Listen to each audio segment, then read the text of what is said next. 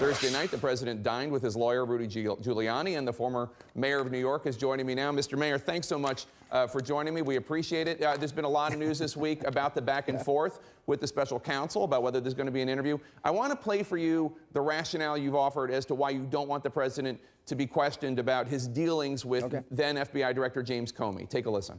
Go. We're walking him into a possible perjury trap, not because he isn't telling the truth, but because somebody else isn't telling the truth, who they would credit, namely Comey. They have That's a problem. Indicated to us, even in our discussions, a preference for Comey, a preference for some of these other people. How exactly has the Mueller team led you to believe they have a preference for Comey, that they would side with him? What have they said? Well, first of all, I mean, we haven't talked to them. I haven't talked to them in about 2 months, so this goes back 2 months ago. Also, it goes back to conversations they had with John Dowd, who I talk to several times a week. I guess the clearest one is that we've offered to give them what you call a proffer. In other words, we'll tell them the president's answers to everything. They already know them. Let me give you a simple example. Flynn. The president says he never told Comey that he should go easy on Flynn. Comey says the president did. He put it in his memo. Now, we do have a prior contradictory statement by Comey under oath to the contrary, but put that aside. That is, if we ever had a trial, I don't think we will. So if he goes in and testifies to that under oath, instead of just this being a dispute, they can say it's perjury if they elect to believe Comey instead of Trump, and they should know by now who they believe. Right, but you've said that they've indicated that they already side with Comey, and I'm wondering, what have they said to lead you to that impression? That's what they said. They said they're not willing to tell us what their purpose is for asking that question, since they already know the answer. So, you know, we've been doing this a long time, Jay and I know the purpose for it. The purpose for it is to write up some kind of perjury thing. That's what we mean by it. There's an article in National Review this week by Andy McCarthy, who was a very fine prosecutor, that explains how you put together a perjury trap, and this is probably a perfect example of it. You said one reason why the president doesn't need to sit for questions about his dealings with Comey is because he's already given his explanations. He's already made them public. I just want to be clear exactly what happened in that conversation with Comey about Michael Flynn. What exactly did President Trump say? There was no conversation about Michael Flynn. The president didn't find out that Comey believed there was until about, I think it was February when it supposedly took place. Memo came out in May. And in between, Comey testified under oath that in no way had he been obstructed at any time. And then all of a sudden, in May, he says he felt obstructed. He felt pressured by that comment. You should go easy on Flynn. So we maintain that the president didn't say that. But if we do that under oath, we end up in a sort of Martha Stewart situation. But, Mr. Mayor, you told ABC News last month that the president told Comey, quote, "Can you give him a break?" Now you're saying that they never had... I never told ABC that. That's crazy. I mean, I never said that. What I said was, that is what Comey is saying Trump said. I have always said the president denies it. Look, it'd be easier for me if the president did say that. Jay and I could defend that. The statement, "go easy on him," is hardly an obstruction. Obstruction involves a threat. Obstruction involves false testimony. Obstruction involves an offer of money. It has to be corrupt. Just saying, exercise your prosecutorial discretion to give a general a break. I had that happen all the time to me when I was a prosecutor. So you're saying that President Trump and James Comey never discussed Michael Flynn? That is what he will testify to if he's asked that question. They already know that. So why are they asking us for him to repeat what they already know under oath? And you're also saying that a month ago you didn't tell ABC News that he said something along the lines of "Can you give him a break?" No, I did not. I said that is what Comey says. And let me ask you a question, just a larger philosophical question. I know you're defending your client, but for the record, do you think that a president of the United States, any president, can ever obstruct justice? Or do you think that's impossible because the president's the executive in charge of the Justice Department?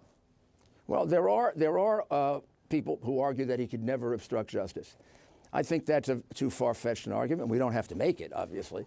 I mean, suppose a president would put a gun to someone's head and say, "I'm going to kill you unless you stop testifying or don't testify or say what I want you to say." Obviously, I can't imagine that that isn't an obstruction of justice. I think the narrower argument is when he's exercising his power as president, obviously using a gun is not exercising his power as president, and he's firing somebody, then it becomes very, very questionable whether it can be an obstruction of justice. And in this particular case, he gave other reasons that are perfectly legitimate. The best interview is the one with Lester Holt. Although he mentions the Russia investigation, he ends the interview by saying, I fully expect that somebody else will take his place, and I may be even looking at a longer investigation. So that can't be obstruction. I mean, he knows that somebody is going to replace Comey, and somebody did a few days later. You've been saying that all this needs to be over by the end of the month, by September 1st. Take a listen to what you said on Fox News this week. Sure. If it isn't over by September, then we have a very, very serious violation of the Justice Department rules that you shouldn't be conducting one of these investigations in the 60-day period. Now, as you know, that's not actually accurate. There is a DOJ custom not to make public disclosures about investigations within 60 days of an election, but there's no DOJ rule that every investigation needs to be shut down within 60 days of an election. Of course not one that is imminent or one that has to be done or some serious loss of evidence could take place. But there is a Justice Department practice, and he's bound by it, that to the best you can, you shouldn't be carrying these things on right before an election. You can't carry on this investigation without a leak. I mean, I don't know who's doing it, but maybe it's the special counsel, maybe it's some of the agents, maybe it's some of the defense lawyers.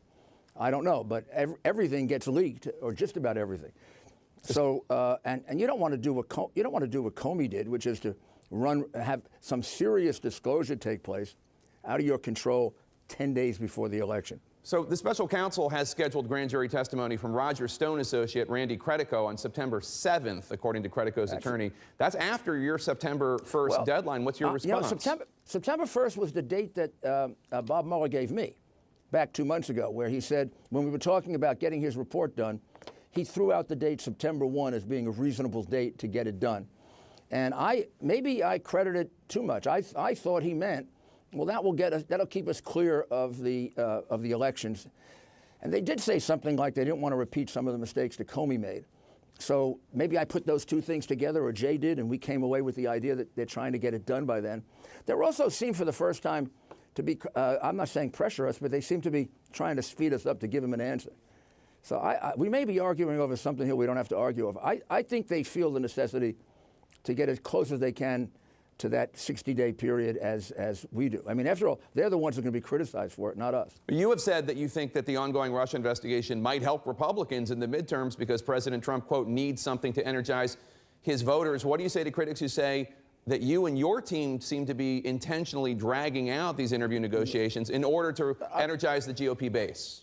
Well, you could argue either way about the political effect of it. Kind of like we're being like Comey now and trying to figure out the political implications of an investigation. You could also say it might energize the other base because they're so intent on. I mean, some of them have come out for impeachment before the investigation. Be that as it may, the most important thing is we shouldn't be carrying on this investigation any longer than we have to. It can get done by early September. They have all the information they need to write a report and either clear the president, raise questions, do whatever they want to do. After all, the ultimate decision maker here will be Rosenstein, not Mueller. But you're still arguing about the interview and whether or not there should be that the Mueller can even ask about any of the dealings with Comey. Well, I mean, I should be clear. We're not going to take any questions on Comey because we believe that we would be almost committing malpractice by doing that. They've made it clear that they will not indicate to us what their view on this is, and without that, we run the risk of their having the ability to cite him for perjury. I just want to play for you because earlier in the interview I was talking about a comment you made to ABC News a month ago about what exactly President Trump said to Comey. You're now saying that the president tells you that he said nothing. I've been saying that from the beginning. Okay, but I'm talking about Comey's rendition. I just want to play the sound so people understand why Sure. I asked the question. Sure. Okay. How is he a good witness for the president if he's saying that the president was asking him, directing him, in his words, to let the Michael Flynn investigation go? He didn't direct him to do that. What he said to him was, can you give him a break? Comey says he... So he didn't direct him to. What he said was, can you give him a break? You said that. I mean, I said it, but I also said before that I'm talking about their version of it. Look, lawyers argue in the alternative. I know it's complicated, but my goodness, we've been over it long enough that, I mean, why would I say something that isn't true? I mean, the president didn't say to him, go easy on Flynn or anything about Flynn. He's saying that. I am talking about their alternative. I'm saying the conversation never took place. But if it did take place, and here's the conversation that's alleged, it is not illegal to have said that. That's what I'm saying. We call it arguing in the alternative. all right, it was a little confusing, I suppose. So I appreciate that, but I've been asked the question numerous times. That's the answer, and if I confused it, I'm sorry. I do want to ask you one question about one of your nemeses, Mr. Michael Avenatti, the attorney for Stormy Daniels. Who? Michael Avenatti. So he was speaking at the Democratic Wing Ding dinner. It's a fundraiser at the Iowa State Fair this week. He said he's seriously considering a run for the White House against President Trump. Wondering what your thoughts are on Mr. Avenatti running for president. Well, he was speaking at the Wingnut, what was that? Wing Ding dinner. It's the Iowa Democratic Party fundraiser. The Wing Ding dinner. Okay, that sounds like the right place for him to speak. Look, he has every right to do what he wants. I mean, I think I'd settle the bankruptcy situation where he owes $10 million first. But hey, it's up to him. Well, there's a history of people with bankruptcies in their past running for president. Mayor Giuliani. Mayor Giuliani. That's the cheap shot. That's the cheap shot. Mayor Giuliani, good to see you. Thank you so much. All right, Appreciate take care. it.